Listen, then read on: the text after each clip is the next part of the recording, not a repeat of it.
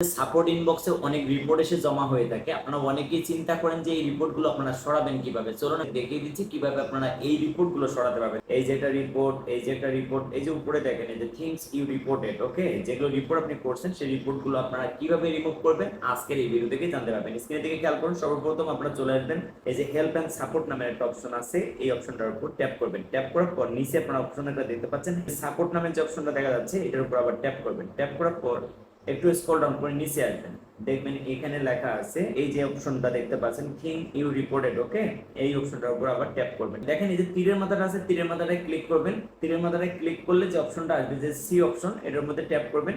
Tap করার পর এখানে তিনটে অপশন পাবেন, উপরে যে ডিলিট মেসেজটা আছে ডিলিট করে দিবেন, ওকে। এইভাবে প্রত্যেকটা মেসেজ কিন্তু আপনারা ধরে ধরে ধরে ধরে ডিলিট করে দিতে পারবেন, যেটা ডিলিট হয়ে যাবে সেটা দেখাবে না, ওকে।